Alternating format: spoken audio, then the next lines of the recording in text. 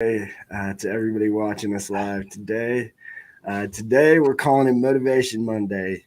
What is faith? And we got something to really get into there. Some lessons I learned over the weekend. Jeff, how's your weekend? Oh man, it was a work weekend, my friend. Big, huge opportunity, and sometimes you got to do it and sacrifice. I'm sure you know what that's all about.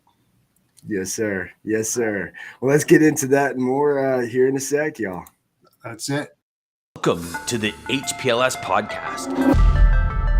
Live, relevant, and high performance information, conversations, and education weekly.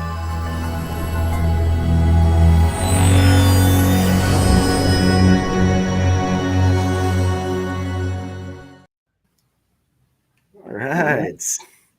So Jeff, how was your weekend? You said work weekend? Did it go Oh well? yeah, yeah. I got this. Get some I movement. got this huge opportunity, and spent like 16 hours on it. I didn't have a weekend, but I'm not complaining by any means. When those things come up, you got to jump on it. Customers first, man. I hate putting things to the side because you know what happens when you do that, right? It just keeps on Yes. multiplying, and someone gets left Yes. out. Yes. So couldn't do that. How about yours, man? Oh man, well, so we'll get into that here in a sec. Good morning. Hey, hello, Hey, Greg. What's Greg. going on? Good morning, Greg. Good morning, sir. Hey, good morning, Lisa. Happy Hi, Lisa. Monday. How are you? Oh man. So my weekend was man, I'll tell you, these past couple weeks going I've learned I've experienced quite a bit about life, death, and just the lessons learned in those situations.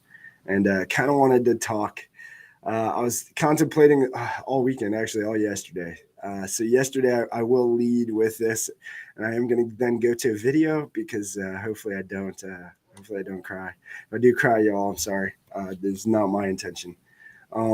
But so this weekend, so again last week, unfortunately, had the funeral of the owner here, Ryan. May he rest in peace. The seeing the just all the people there to come to the funeral and even the cemetery afterwards was amazing. And so just we kind of talked about that last week on Friday. Well, then I got my own little testament of faith and of uh, of just of the inevitable, which we know is death. It's guaranteed. We all know it's coming, but we just hope we can accomplish everything we can before that time comes. Um, But so yesterday morning, we did have to put our amazing little teacup Yorkie, which was not like a real dog. It was more like a kid, a human. Um, I've had a lot of dogs growing up. Was never involved in the having to be part of being there for their last breaths and putting them down. My mom usually was the brave one for that, which she was almost brave to a degree, but wouldn't go beyond that point. Well, my 5-year-old son uh, volunteered and was dead set on he was coming. He's strong. He knows what's going to happen, and he's coming. And I didn't secretly let him know this, but this is where I think, guys, and where again, I'm not trying to get deep, and there's lessons in this and the lessons I learned, but it's holding that in. I did not share until after the fact how scared I was, and that I've never done that. I was never involved in that. I didn't know that I could even make it through it. It was tough. It was hard. Um, but the lessons I learned and the things he said in the moments that we'll get to, hopefully will bring back some of that faith for everybody else. But hey, thank you, Gary. Yeah. Sorry for your loss, man. Both my dogs part of my family. Can't even imagine. Yeah, this dog, I'll tell you, is more than a dog. Even she, teacup Yorkie. She was only at max, I think, 5.5 pounds. You barely knew she was there, but she made her presence known. Again, I'll give some lessons in that, but I would like to start with this a video from Steve Harvey, just talking about faith. I think again, Steve Harvey's very godlike, and as you guys, as I talk more about this, you'll know I don't believe in just believing in the fairy tales of it all, but we need something. And that is where I am at in life, that we need something to believe in, something above ourselves when we don't have that to believe in. But take a look at this, and then we'll come back. I had those moments, man, where I had to really make some tough decisions because I was tired of being homeless, man. I was tired of gigs coming every now and then, living in a car. Thought about calling my old man, asking him, could I come back to Cleveland and live there until I got a job. But it's a funny thing about faith, man. Faith is a belief in things that you cannot see. And sometimes when you can't see no way, that's when you really got to have faith, because that's what it is. If you could see it, you wouldn't have to have faith. If you knew you were going to be rich in 4 years, you would act totally different. Because you know in 4 years I'm going to be rich. So all you got to do, then you wouldn't need faith. All you need is patience. But God don't reveal to you when he going to give it to you, because that would destroy the relationship of faith. He just requires that you have the faith. Now, he going to give it to you. If you write it down, he going to give it to you. Everything that's in your imagination is God showing you a preview of a coming attraction he has for you. That's what your imagination is. So once you write it down and you adhere to that, the law of attraction is at work. That's how it works, man. It's not a magic trick. It ain't your education. Now, if you want to be a doctor or lawyer, you got to get an education. But it ain't got nothing to do with your education. Nothing. You could be very successful without education. Mark Zuckerberg and Bill Gates don't have a degree between them. But they got more degrees working for them than a thermometer. Everybody I hire has a degree. Everybody I hire. Because I ain't got one.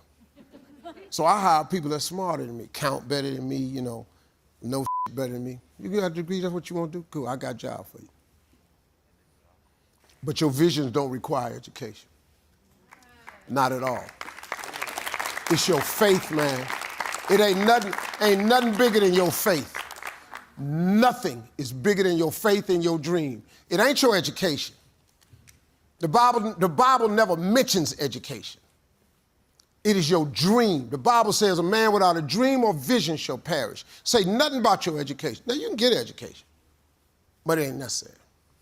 Unless you want to be something that requires, you're an engineer, you got to get a degree.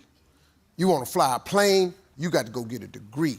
You want to be a doctor, you got to go get a degree. I'm not saying you don't need a degree, but if you ain't in them fields right there and if you're not a college person, what you gonna do? You can't win? Because I just ain't a college person, so I can't win? Come on, you gotta be kidding. LeBron ain't got no degree, but he had a different skill set. I don't have a degree. Dave Chappelle ain't got no damn degree. Like, if you talk to me, I don't know a lot of stuff, but I got good ass sense. I know how to figure stuff out. You just need a dream and a vision and some faith. And somehow, like she said, you be a Christian, you gotta have some faith, but you gotta be able to work though. Faith without works is dead. Once you lock that in, you can win. Everything else is on you and God.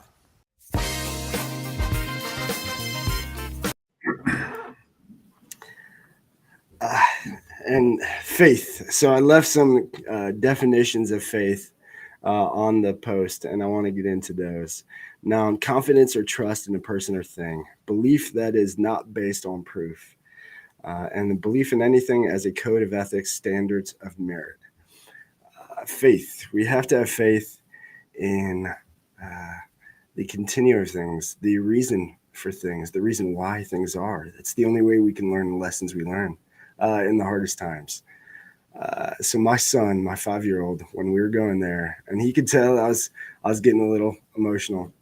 He had said to me, the first thing he said, so my aunt had just passed away a couple weeks ago. And he looks at me dead serious and he says, "What's okay, Dad? Bella will be with Aunt Dorothy now." And I was like, whoa, you're so right. But it never even hit me to think of that. But because he has faith that there is something more, because we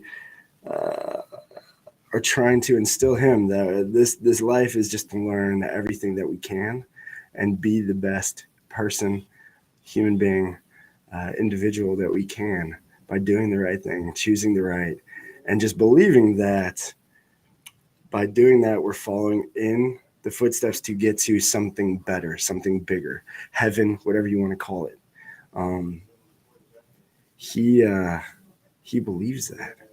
He believes that to his core. He said something, and I can't believe that he remembers that I said this to him. But I told him, I said, when my aunt passed away, he that was his first face of death, first being involved in anybody passing away or going to a funeral or anything. And Maggie was very scared of how is he going to take this. And so I tried to break it down the best way I could, but I'm very honest. I like to be almost blunt with it. I mean, Maggie hates that I said he's, you could either be burned or you'd be buried. And she's like, why don't you say cremated? Because that cremation sounds like something people don't understand. You're being burned. I think I lost Jeff there. Hey, did I lose you? Yeah, I'm here. Sorry about that, man. But No. but anyway, so the faith. She said something to me yesterday that, and to my wife. It was mostly when he said it to Maggie. What really shook me was he said, uh, "Mom, it's okay. When we die, we're gonna wake up. We'll be kids again, and we'll see Bella, and you'll be a kid too, Mama. We'll all be kids playing." And it's gonna be there's fun and toys and it's just amazing. Whew. And when he said that, uh, it it stopped me. Um,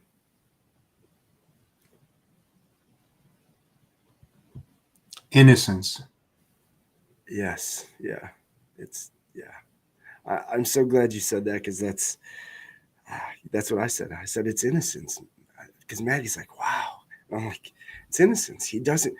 The world, the environment, the people, the everybody around us hasn't beat him down uh, enough to lose faith that there is more, that there is a reason for all of this, and it's funny, not funny. I shouldn't say that. It was in that moment when he said it.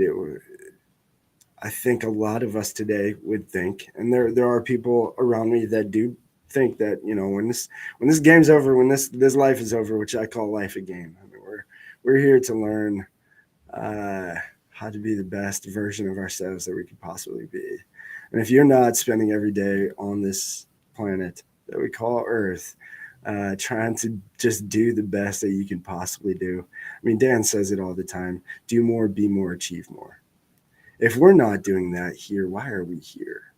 Why? What are we? What are we doing? What is the reason? If there is no this belief that there is something more that we go on to when this time is done, what are we doing? What? Why do anything the right way? Why not just get everything you can, like a lot of the other people who may not see that there is that further vision? Why? Why worry about doing the right thing? We have to have faith that there is more. And he taught me a lesson uh, that I taught him that I didn't realize how much it stuck with him.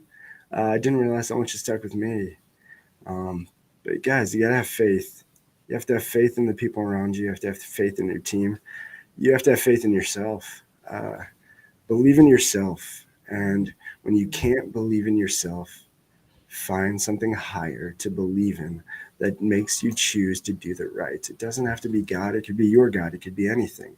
Just make sure that it makes you choose to do the right thing always, in hopes that when your time does come and the game of life here is over, there is something else to go to.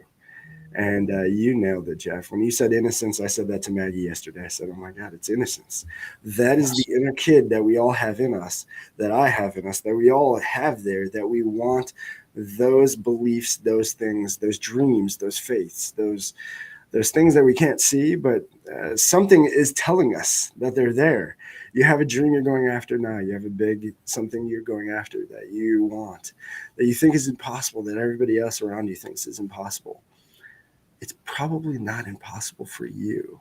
It's coming from somewhere, whether it's your heart, whether it's God, whether it's whatever you want to believe it is. It's coming from somewhere. Listen to it. I think Hmm. that's what we need the most today. We need people listening to that inside kid that still believes there's something more to this game of life than just getting all we can. Man, sorry, Jeff. Thoughts? I guess follow up anything? I I can misery with you. Unfortunately, I've gone through it several times. Um, I've had plenty of dogs. We used to raise, breed, and show Jack Russell Terriers throughout the country. I had 18 of them in my house at one time, and a lot of them were around the same age. We put 4 dogs down in 1 month. And I've had horses. We put 4 horses down. And I'm just honest, and my integrity is first and foremost. I couldn't be there when they went down. I mean, it's really strange with me is that, you know, and I can't answer that, but if it's a person that was in a bad accident, I mean, where people just turn away and can't go into the fire or mm, see something they shouldn't see, I can do that. I can do that with a human. I can dive in there, I can help, I can do whatever I can. But when it comes to an animal, mm. for some reason I can't do it. It's because of their innocence. I I know think it, it's it, because of it's their true. innocence. It's true. So I got a Pomeranian now, and he's up there in age. And I promised my wife, I says, well, you know what? When it does come, I'm going to be there for him. It's Le- it's about life. It is. Yes. Uh, we see things being born, and unfortunately, we see the love of our lives pass. And some are fortunate enough to be with them, and some not so fortunate, but they wish they were there. So that's, you know, yeah, I have the faith and stuff like that, but man, it is so tough to go through that for any Oh, kid. I I mean, my daughter at a very young age, DJ, she saw some stuff that was just almost like your son, where it helps them with their lives. If the takeaway is because at some point, some place, they're going to know what life and death is all about, and they get comfortable with it. I know that's a wrong word, but they get comfortable with it. mm, It's a shocker the first time around, but it mm, seems like your son was in tune and had his mindset, probably because of great parenting. But um, as they moved on, you'll see them change. It's just mm, that natural thing, and when they start seeing people smiling and talk about the beautiful things that either your animal did or your loved ones did, and they reflect upon it, and that negativity becomes more positivity in it, the mindset changes, and it's not really all that bad, and you accept it for what it is. And I guess that's the biggest takeaway from death. It's all about mindset and getting. We all have to be prepared for those unfortunate days when they do come. They're going to come. It's inevitable, but it's how we prepare ourselves as human beings that helps us to get through those terrible days. mm. Thank you for sharing that, Jeff. And you said something that I agree with. Yeah, it's the kids, the innocence that they have, and the animals. I think that was the big thing. it was very hard for Maggie. Maggie was shocked. She couldn't believe that Cooper was like, "I'll go." And honestly, again, I secretly I was being the brave one because I knew at this time I had to be that person. I've had a lot of animals. I grew up my whole life with animals, with dogs mostly. Oh, we always had one or two dogs. My mom was always the one to take them. I would be brave enough to go in the car, but I couldn't be brave enough to do beyond that. And then uh, he was like, "I'm gonna do it. I'll do it." And we're like, are you serious?" And to see him in the moment, to see her last moments, to be part of that, Jeff, I will tell you, it is, um, it really does change you. It really is something different because to be there, uh, and especially seeing him, he was right there in her face, just rubbing her head and kissing her, and she was just looking at him, and whew, uh,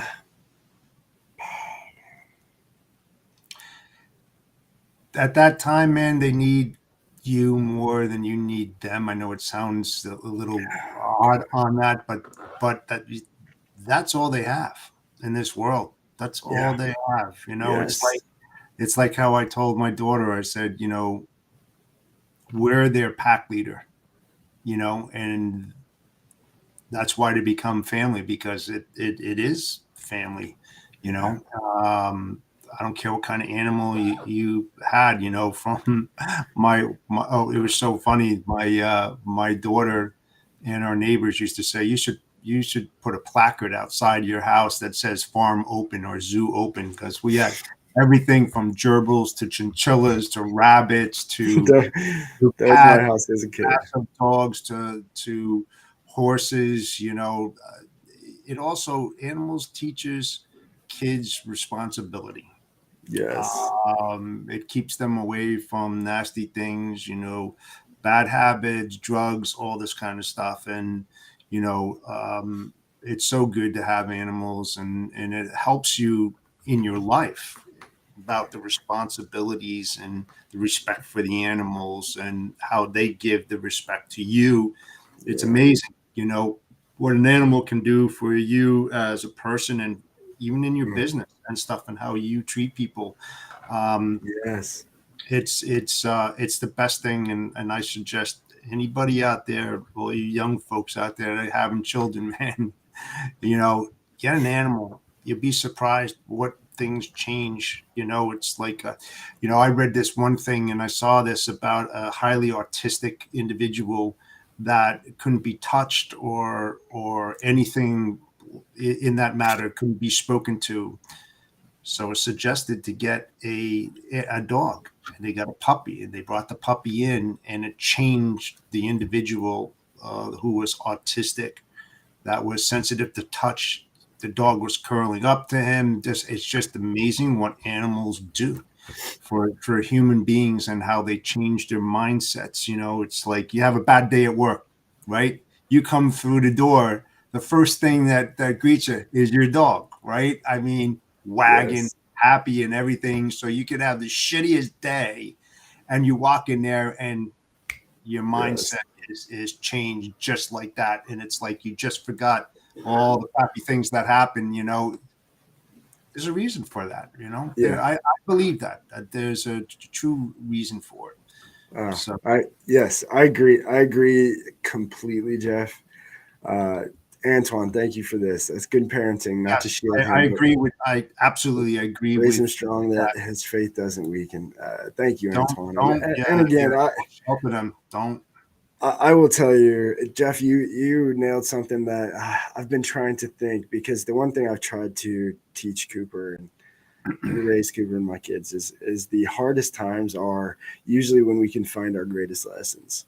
And so I Yes. was yesterday trying to figure out, like, what are the lessons in all of this, especially these past couple of weeks. Holy cow!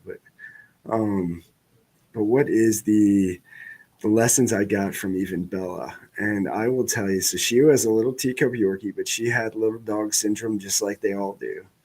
But the odd thing, and we talked about this, um, was there's a few things she really taught me. First, I think all dogs, all animals, and that's why they have that innocence, is unconditional love. Um, we can you can see a dog that's been beaten like crazy from somebody, and they will still love that person, like no other. And it does not make any sense to any human being possible, but to that dog, that's all they know. That's Yep. all they know. And you said it when you said that's all that they have is us. When you, like you were saying to your daughter, yeah, that's all they have. So they have this unconditional love, and if we can just find that ourselves in those around us that we need, the power that can bring. The other thing she did, and she, again, the little dog syndrome, but she to have her almost 13 years is crazy, because about 12 years ago, which was she was only maybe 6 months old. We had her over my parents' house for a Browns game. I think it was around this time, actually. Maybe a little bit, I don't know, later in the season. I can't remember, but we were there. She went away. She was still a very tiny puppy. She was maybe 2 pounds, if that. And my niece and nephew were away. The next thing I know, an accident happened. We don't know what happened, but she was frozen. She was kind of bent in half. I've never seen a dog. I thought she was dead. I thought she was dead. Blood coming out of her mouth, stuff coming out of everywhere. We're like, okay, what happened? Oh no. Rush her to the animal hospital. They're like, they basically give us the ultimatum of, hey, are you going to do this? And it was, well, we could try this, but we don't know if it's going to work. Do you want to do this, or do you want to do this? And we're like, oh my gosh, like we just got her. Now you want, how much, what is this? And so the doctor, we were there for hours. And another doctor comes and says, look, she seems like she's kind of coming around. Like, we'll give her fluids. We'll do this. Let's just see how she is tomorrow. The next day, we were surprised to get a call saying, oh, she's walking around. Come pick her up. And to now know everything she's been through, and then 13 years to get, almost 13 years beyond that, she learned very quickly her ICP. She knew her comfortability of who can pick her up, or who can come near her, or who can touch her or not touch her. And she would let you know. There was only a handful of people that were allowed to touch her, period. Otherwise, she would freak out to scare anybody. She never bit anybody. I don't think she could bite anybody. But the scare was enough. And she would do this freak out that would scare anybody who tried to pick her up. The only people who would pick her up, me and Maggie, my parents, her parents, my oldest son, Kobe, and Cooper. And literally just in the last year, she had grown this bond with Cooper that Coop could pick her up and do whatever he wanted with her. And it's like I told Maggie, animals are in a different vibration. They know things and can sense things, like cats. Cats are looking around because they see things we don't see. I believe that. I believe there are things we don't see. We just have to believe they're there. I believe there is somewhere else for us to go to. Otherwise, I'm just going to continue to do this, hoping there is. Because worse, maybe there isn't, but what if there is? That's what I always say. What if there is? Well, then I want to see it. So that's with Cooper, with everybody out there, guys. Just love. Choose love. Really? Choose faith. Choose life. Live in the moment. We talk about a lot the woo. You got to take advantage of your window of opportunity, your moment on here. What is the next moment this week? What is the moment today that you can maybe be this light, this change, this unconditional love that can break somebody else through the barrier that they don't see themselves, that they're creating themselves that they don't see. Right. Man. Again, I know motivation. I didn't bring the energy today, guys. There's no motivation. Understandably, As far as man. energy, You don't but have to apologize. You know what? It's good for everybody out there too. And I'm not trying to speak for everyone out there, but I'm just going to take an educated guess that most of us have gone through this, and we totally understand what you're going through. And it's the the toughest part of life, right? The easy part is life. Toughest part is death, right?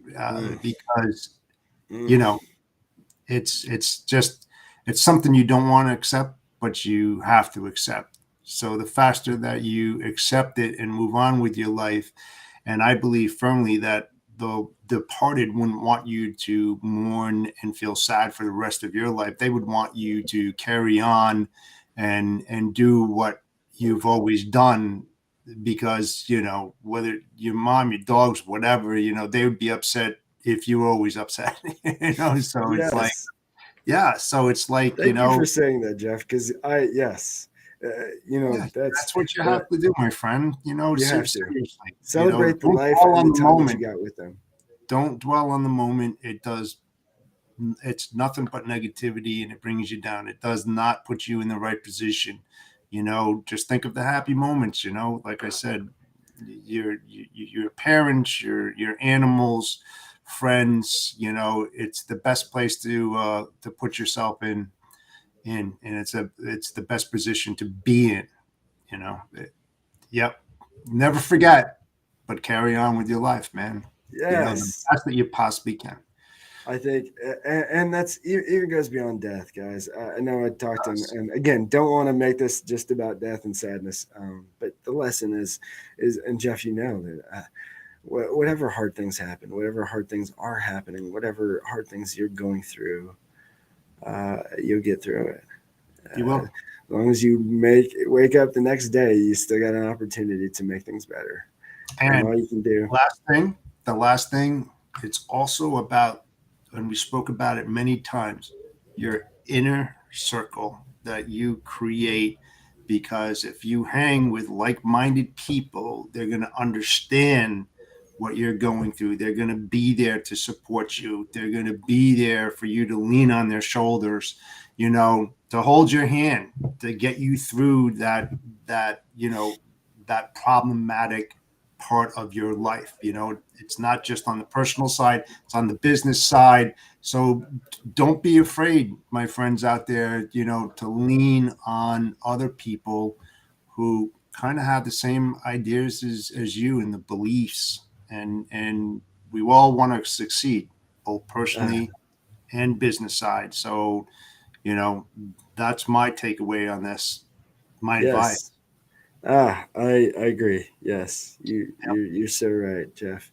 Know your core. Know your core. Absolutely. Build your core. Know your core, and have faith in your core.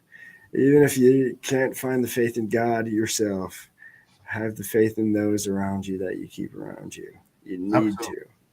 Yep. Thank you, Jeff. Thank you, everybody, again. Thank you. Go out there and just make this week.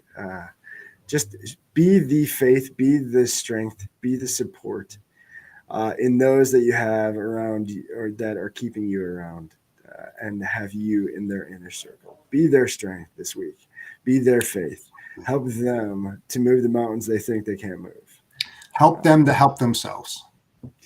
Yes, exactly. Thank you, everybody. As always, thank you for the comments. Thank you for joining us daily here live. Sales Chatter, Monday through Friday, 9 a.m. to 9:30 Eastern Standard Time. Start your day right with us. Again, faith going to take us out, keeping with the theme, faith. So this is from Luke 1:37. Faith does not make things easy; it makes them possible. Have faith, and you will make all things in your life possible. I promise. Centurion Trucking, our motto is people before profit. Today's market requires more transparency, consistency, and focus on what our clients need to win. Centurion Trucking and American Logistics are poised to help their clients achieve and surpass their targets. If you're looking for a team that honors your needs, dreams, and aspirations, then get a hold of Daman at American Logistics or Centurion Trucking and start designing your career today.